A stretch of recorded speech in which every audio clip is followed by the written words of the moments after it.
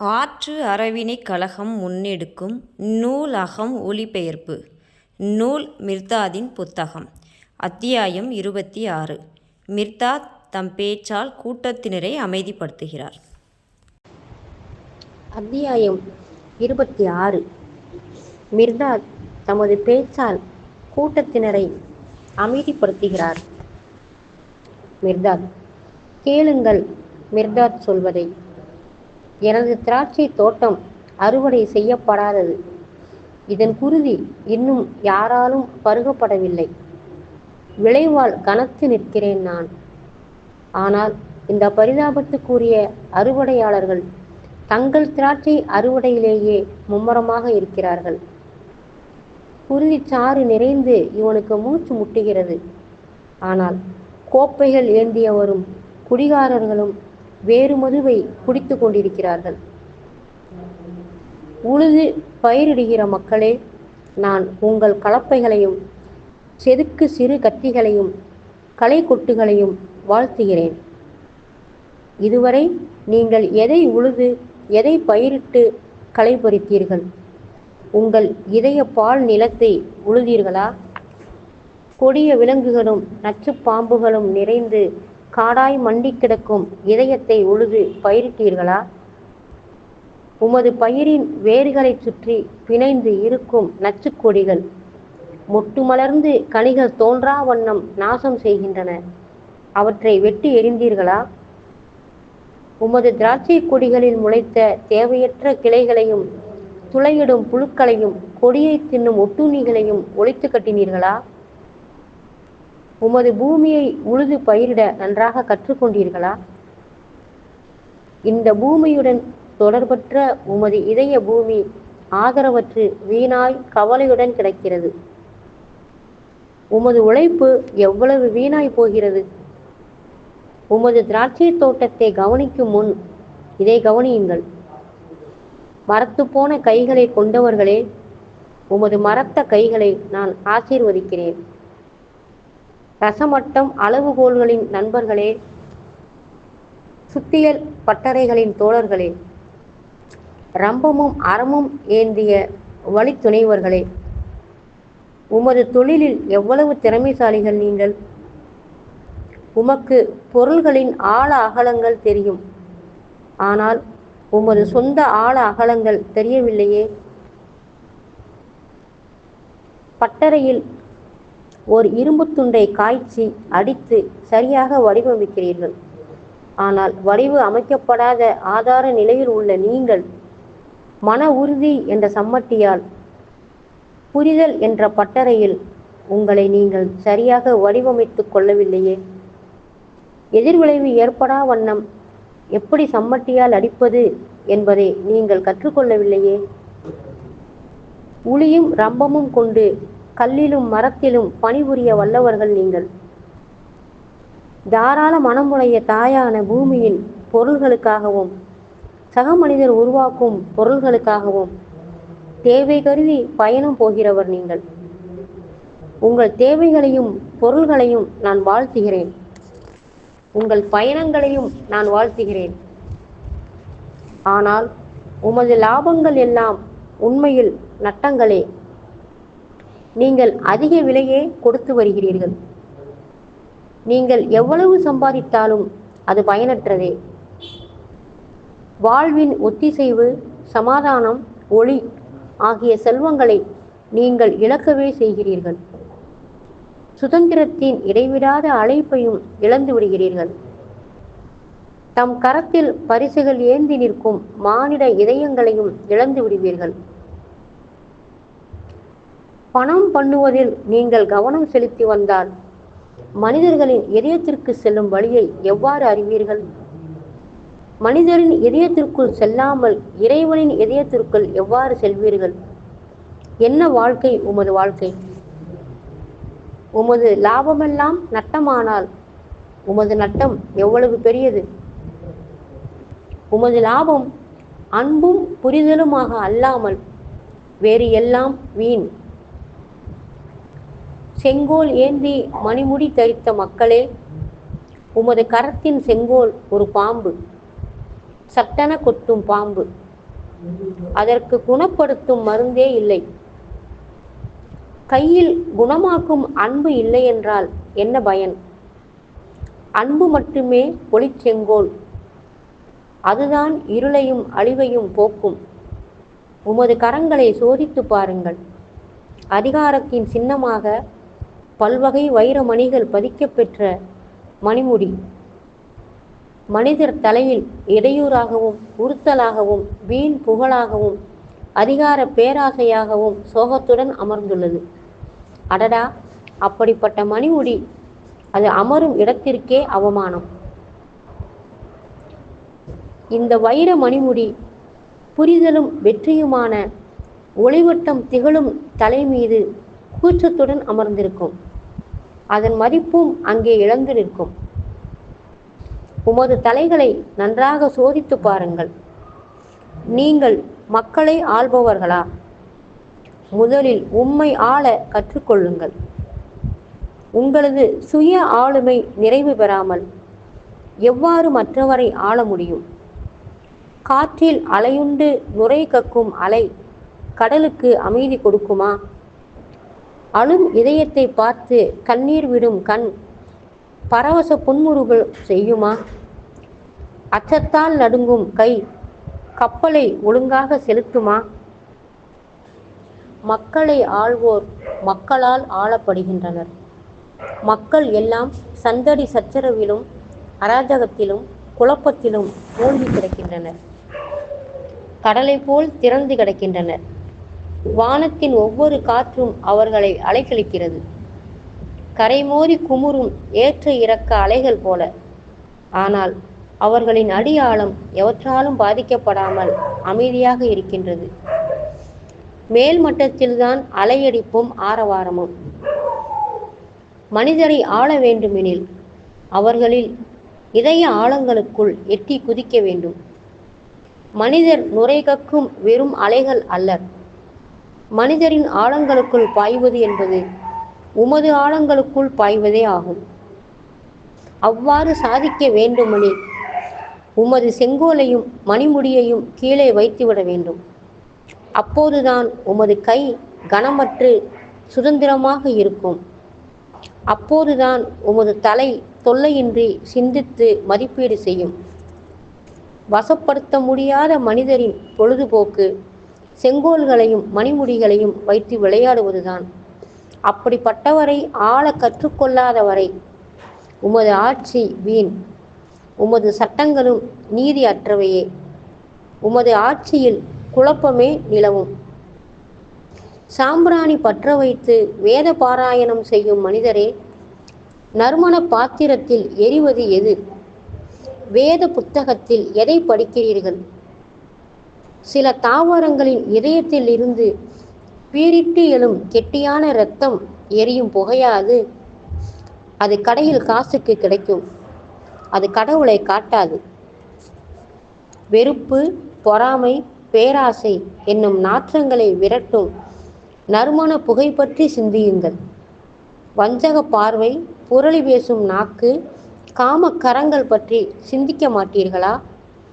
நம்பிக்கையின் பெயரால் உலவும் அவநம்பிக்கை, படுமோசமான உலகப்பற்று, பரவசமான சொர்க்கம் பற்றி சங்கநாதம் செய்தல் ஆகியவை பற்றி சிந்திக்க மாட்டீர்களா? இவற்றையெல்லாம் கொன்று ஒழித்து ஒவ்வொன்றாக இதயத்தில் தகனம் செய்து இவற்றின் சாம்பலையெல்லாம் வானத்தின் 4 காற்றிலும் பரப்பி விடுவது மட்டுமே இறைவனுக்கு இனிய நறுமணமாகும். உமது நறுமண பாத்திரத்தில் எரிவது எது? தயையா, புகழா, தாழ்மையா? சினம் கொண்ட கடவுள் தனது சினத்துடனே எரிந்து போவது நல்லது. புகழாசை கொண்ட கடவுள் புகழ் பசி கொண்டு அலையட்டும். வெறுப்பு கொண்ட கடவுள் தன் இறுகிய இதயத்தால் சாகட்டும்.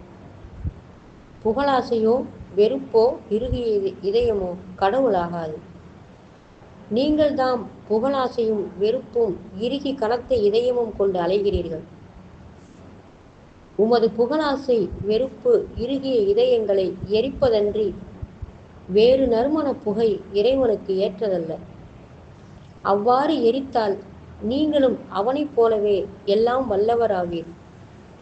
அப்போது உமது இதயமே இறைவனின் நறுமண புகைப்பாத்திரம். வேத நூலில் என்ன படிக்கிறீர்கள்? ஆலய சுவர்களில் பொன் எழுத்துக்களால் பொறித்து வைக்கப்பட்டுள்ள கட்டளைகளையா, அல்லது இதயங்களின் மேல் பொறிக்கப்பட வேண்டிய வாழும் உண்மைகளையா? பேச்சு மேடையில் நின்று கொண்டு உங்கள் உபதேசங்களை செய்கிறீர்கள். அவற்றிற்கு சப்பை கட்ட தர்க்கத்தை பயன்படுத்துகிறீர்கள். சொல் சாதுரியத்தை பயன்படுத்துகிறீர்கள். தேவைப்பட்டால் பணத்தையும் வாளையும் பயன்படுத்துவீர்கள். உமது வாழ்வு ஒரு உபதேசம் அன்று, அது சுதந்திரத்தை நோக்கிய பயணம், மன உறுதியுடன் செல்லும் பயணம். கோயிலுக்கு உள்ளேயும் கோயிலுக்கு வெளியேயும், இரவும் பகலும், மேலான இடங்களிலும் தாழ்வான இடங்களிலும் செல்லும் பயணம். நோக்கத்தில் உறுதி கொண்டு அந்த வழியில் நீங்கள் நடந்தால் அல்லாமல் மற்றவர்களை துணிச்சலுடன் உங்களுடன் சேர்ந்து நடக்க எவ்வாறு அழைக்க முடியும்? அல்லது நிலப்படங்களையும் வரைபடங்களையும் வேத நூலில் காணப்படும் விலை பட்டியலையும் பார்த்து எவ்வளவு பூமியை கொடுத்து எவ்வளவு சொர்க்கத்தை வாங்கலாம் என்று கணக்கு போடுகிறீர்களா? பாவ நகரமான சோதோமின் தந்திரக்காரர்களே, இடைத்தரகர்களே, நீங்கள் சொர்க்கத்தை விற்று அதற்கு ஈடாக பூமியை வாங்கிக் கொள்வீர்கள். பூமியை முள்ளடர்ந்த காடாக்கி மனிதரை அதிலிருந்து விரட்டி நீங்கள் அதை ஆக்கிரமித்து கொண்டு அதை அனுபவிப்பீர்கள். தமது சொர்க்கத்தின் பங்கை விற்று அதற்கு ஈடான பூமியை வாங்கும்படி ஏன் மக்களுக்கு சொல்லக்கூடாது? வேத நூலை நன்றாக படித்தால் பூமியை எவ்வாறு சொர்க்கமாக்கலாம் என்பது தெரிந்துவிடும். சொர்க்க மனம் படைத்தவருக்கு பூமியும் சொர்க்கம், பூமி மனம் படைத்தவருக்கு சொர்க்கமும் பூமியாய்விடும். சக மனிதர்களுக்கு இடையிலான எல்லா தடைகளையும் அகற்றிவிட்டால் மனிதர் மனங்களில் சொர்க்கத்தை மலரச் செய்து விடலாம். மனிதருக்கும் விலங்குகளுக்கும் இடையிலான தடைகளையும் மனிதனுக்கும் இறைவனுக்கும் இடையிலுள்ள தடைகளையும் தான். அதற்காக நீங்கள் சொர்க்க மனம் படைத்தவராக வேண்டும். விலைக்கு வாங்கவோ வாடகைக்கு விடவோ சொர்க்கம் ஒரு பூந்தோட்டம் அன்று. பூமியிலும் சரி, எல்லையற்ற பிரபஞ்சத்திலும் சரி, அது அடைய வேண்டிய ஒரு வகை மனநிலை, ஒரு வகை இருப்பு. ஏன் கொக்கு போல் கழுத்தை நீட்டி மேலே பார்க்கிறீர்கள்? நறுமண புகை கொளுத்தி வந்தனை வழிபாடுகள் செய்து தப்பித்து கொள்ள வேண்டிய உழைக்களம் அன்று நரகம். அளக்கலாக ஆகாய பெருவெளியிலும் சரி, பூமியிலும் சரி, அது ஒரு மனநிலை. இதயத்தையே விரட்டாமல் இதயத்தின் எண்ணெயில் எரியும் நெருப்பை எவ்வாறு விரட்டுவீர்கள்? தனது நிழலால் பிடியுண்டு கிடக்கும் வரை சொர்க்கத்தை தேடுவதோ நரகத்திலிருந்து தப்பிக்க முயல்வதோ வீண் முயற்சி. நம் இருமை நிலையில் இயல்பாக அமைந்துள்ளவையே சொர்க்கமும் நரகமும்.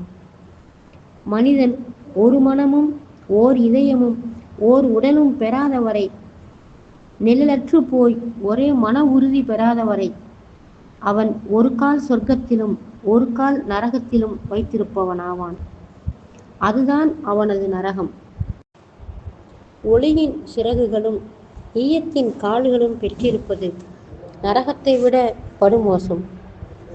நம்பிக்கையால் உற்சாகம் பெற்று கவலையால் எழுப்புண்டு தவிப்பதும், அச்சமற்ற நம்பிக்கை வெளிப்படுவதும், அச்சம் தரும் சந்தேகத்திரை மூடப்பட்டு கிடப்பதுமான இருநிலை ஊசலாட்டமும் மகா நரகமே. மற்றவர்களுக்கு எல்லாம் நரகமாக இருப்பது யாருக்கும் சொர்க்கமாகி விடாது. மற்றவர்களுக்கு சொர்க்கமாக இருப்பது யாருக்குமே நரகமாக விடாது. ஒருவனின் நரகம் மற்றவனுக்கு சொர்க்கமாகவும் ஒருவனின் சொர்க்கம் மற்றவனுக்கு நரகமாகவும் அமையுமானால் அவை முரண்பட்டவை அல்லாமல் போய்விடும். இரண்டிலிருந்தும் விடுதலை பெறச் செல்லும் புனித பயணமே மேலானது, மெய்யானது. புனித மதுவின் தீர்த்தாடகரே, நல்லவர்க்கு விற்பதற்காக இந்த மிர்தாதிடம் எந்த சொர்க்கமும் இல்லை. தீயவர்களை பயமுறுத்த சோளக்கொள்ளை பொம்மையாய் நரகமும் என்னிடம் இல்லை. உமது நற்பண்புகள் தமது சொந்த சொர்க்கத்தை உருவாக்கி கொள்ளும். அவை ஒரு நாள் மலர்ந்து மறுநாள் உதிர்ந்துவிடும். உமது தீமையே ஒரு சோளக்கொள்ளை பொம்மை ஆகவில்லை என்றால் அத்தீமை ஒரு நாள் உறங்கி இருந்து மறுபருவத்தில் பூத்து குலுங்க ஆரம்பித்துவிடும். என்னிடம் உங்களுக்கு தர சொர்க்கமோ நரகமோ இல்லை. ஆனால் உம்மை நரக நெருப்பிலிருந்து வெளியேற்றவும் சொர்க்க போகத்திலிருந்து தப்பவும் தேவைப்படும் புனித புரிதல் உண்டு. இந்த பரிசை நீங்கள் கரங்களால் பெற முடியாது, இதயத்தால் மட்டுமே பெற முடியும். அதற்கு ஏதுவாக வழி தவறிய ஆசைகளை தடங்களின்றி இதயத்தில் ஏற்று பாதுகாத்து அவற்றை புரிந்து கொள்ள முயல வேண்டும். நீங்கள் பூமிக்கு அந்நியர் அல்லர். பூமியும் உமது சிற்றன்னை அல்லல். அவளது இதயமே உமது இதயம், அவளது முதுகெலும்பே உமது முதுகெலும்பு. அவளது உறுதியான நிலையான முதுகில் உங்களை சுமக்க அவள் மகிழ்ச்சியே அடைகிறாள். அவ்வாறு இருக்க உமது சிறிய மெலிந்த நெஞ்சுக்குழி விழுந்த முனகும் முதுகின் மேல் அவளை சுமக்க ஏன் படாதபாடு படுகிறீர்கள்? ஏன் மூச்சு திணறி அவலப்படுகிறீர்கள்? பூமியின் மடியில் தேனும் பாலும் ஓடுகிறது. ஏன் பேராசை கொண்டு தேவைக்கு அதிகமாக எடுத்துக்கொள்கிறீர்கள்? புனிதமும் சாந்தமும் தவழ்வது பூமியின் முகம். அதை ஏன் அச்சத்தாலும் பூசல்களாலும் காயப்படுத்துகிறீர்கள்? பரிபூர்ணமான ஒருமை கொண்டது பூமி. வாள்களாலும் வேலிகளாலும் ஏன் அதை பிரித்து பிளவுபடுத்துகிறீர்கள்? அடக்கமும் கவலை இல்லாமையும் கொண்டது பூமி. நீங்கள் ஏன் அடங்காமை கொண்டு கவலைகளால் அதை நிறைக்கிறீர்கள்? நீங்கள் எல்லா உலகங்களை காட்டிலும், கதிரவனை காட்டிலும், பூமியை காட்டிலும் பொறுமை கொண்டவர்கள். இங்கே எல்லாமே வந்து போகும். ஆனால் நீங்கள் அப்படிப்பட்டவர்கள் அல்லர். அவ்வாறு இருக்க நீங்கள் ஏன் காற்றில் சிக்கிய இலைகள் போல் நடுங்குகிறீர்கள்? பிரபஞ்சத்தோடு நீங்கள் ஒன்றிணைந்து ஒன்றாக இருக்கிறீர்கள் என்பதை எதுவும் உணர்த்தாது. பூமி மட்டுமே அதை உணர்த்தும். இருந்தாலும் உமது நிழலை காட்டும் கண்ணாடிதான் இந்த பூமி. வெளிப்படும் நிழலை விட மேலானதா கண்ணாடி? அதில் விழும் நிழல் உருவம் மனிதனை விட சிறந்ததா என்ன? கண்களை துடைத்து கொண்டு விழித்து கொள்ளுங்கள். நீங்கள் பூமியை விட மேலானவர். உமது விதி மரணத்தின் பசித்த வாய்க்கு உணவளிக்கவும் வாழ்ந்திருக்கவும் அல்ல, அதற்கும் மேலானது. பிறப்பு இறப்புகளில் இருந்து விடுதலை பெறுவதே உமக்கு விதிக்கப்பட்ட விதி. ஸ்வர்க்க நரகங்களில் இருந்தும் இருமையின் ஊசலாட்டத்தில் இருந்தும் விடுபடுவதே உமது விதி. இறைவனின் அழியாத திராட்சை தோட்டத்தில் நல்ல கனிகளாய் ஆவதே உமது விதி. உயிரோடு உள்ள திராட்சை கொடியின் கிளை ஒன்றை பூமியில் புதைத்தால் அந்த கிளையும் பூமியில் வேர்விட்டு வளர்ந்து தாய்க்கொடி போலவே தனி கொடியாய் கனிகள் தரும். தாய்க்கொடி விட்டு துண்டாடப்படாமலேயே. அதுபோலவே தெய்வீக கொடியின் கிளை கொடியாகிய மனிதன் தனது புனித பூமியில் புதைந்து கடவுளாகி பரம்பொருளுடன் என்றும் ஒன்றியிருப்பான். உயிர் பெறுவதற்காக மனிதன் உயிரோடு புதையலாமா? ஆமாம், ஆமாம். வாழ்வு சாவு என்னும் இருமைக்குள் நீங்கள் புதையுண்டு போகாதவரை தெய்வீக இருப்பின் ஒருமையிலிருந்து நீங்கள் மேலெழ முடியாது. அன்பென்னும் திராட்சை கனிகளை உண்ணாமல் நீங்கள் புரிதல் என்னும் மதுவால் நிரப்பப்பட மாட்டீர்கள். புரிதல் என்னும் மதுவை பருகாத வரை நீங்கள் சுதந்திரத்தின் முத்தங்களால் அமைதி பெற முடியாது. இந்த பூமி கனிகளை உண்ணுவதால் நீங்கள் உண்பது அன்பாகிவிடாது. குறைந்த பசியை தணிப்பதற்காக அதிக பசியை நீங்கள் உண்கிறீர்கள். திராட்சை கொடியின் இரத்தத்தை பருகுவது புரிதலை பருகுவது ஆகிவிடாது. வேதனைகளை மறக்க கொஞ்சமாய் பருகுகிறீர்கள். போதை இறங்கியதும் வேதனைகள் 2 மடங்காகி விடுகின்றன. தொல்லையான சுயத்திலிருந்து தப்பி ஓடுகிறீர்கள். அடுத்த திருப்பத்தில் அதே சுயம் எதிரே வருகிறது. மிர்தாது வழங்கும் திராட்சைகள் உங்களை உருவாக்கி பிறகு அழுகிவிடச் செய்யாதவை. ஒரு முறை இவற்றால் உங்களை நிறைத்தால் பிறகு என்றென்றும் அவை குறையாமல் நிறைந்தே இருக்கும். இந்த மதுச்சாறு உங்கள் உதடுகளை எரித்துவிடும் ஆதலால் வடிகட்டப்பட்டுள்ளது. ஆனால் உடனடியாக இதயத்தை பாதித்து சுயத்தை மறக்கடிக்கும், சாஸ்வதத்தில் கொண்டு சேர்க்கும். இந்த கனிகள் வேண்டுமென்ற பசி யாருக்கெல்லாம் உண்டோ அவர்களெல்லாம் தமது கூடைகளை ஏந்தி வாருங்கள். எனது இரத்தத்தின் மீது தாகம் கொண்டவர்கள் எவராது உண்டெனில் அவர்கள் தமது கோப்பைகளை ஏந்தி வாருங்கள். விளைவால் கனத்து இரத்தம் பொங்கி வழிய நிற்கிறான் இந்த மிர்தாத். சுயத்தை மறக்கும் நாளே புனித திராட்சை மதுவின் திருநாள். அதுவே அன்பின் போதையில் மயங்கும் நாள். அதுவே புரிதலின் ஒளியில் மூழ்கும் நாள். அதுவே சுதந்திரத்தின் சீரான சிறகடிப்பில் பரவசம் அடையும் நாள். வேலிகளை தகர்த்து தரைமட்டம் ஆக்கும் நாளும், ஒன்றில் எல்லாமும் எல்லாவற்றில் ஒன்றும் ஒன்றாக கலந்து ஒன்றும் நாளும். அதுவே. அடடா பரிதாபம்! அதற்கு இன்று என்னதான் நேர்ந்துவிட்டது? நோய் கொண்ட பலவீனமான சுய வெளிப்பாடாகவும் படுமோசமான பேராசையுடன் செய்யும் வியாபாரமாகவும் அடிமைத்தனத்துடன் ஆடும் உல்லாச விளையாட்டாகவும் அறியாமையை ஒழுக்கங்கெட வைப்பதாகவும் ஆகிவிட்டது இந்த நாள். வடிகட்டிய பக்தியாகவும் அன்பாகவும் சுதந்திரமாகவும் ஒரு காலத்தில் இருந்த இந்த மடாலயம் இன்று மாபெரும் மது தொழிற்சாலையாகவும் வணிக கேந்திரமாகவும் ஆகிவிட்டது. உமது திராட்சை தோட்டத்தின் விளைவுகளை வாங்கி கொண்டு மதிமயக்கும் மதுவை உங்களுக்கு வழங்குகிறது.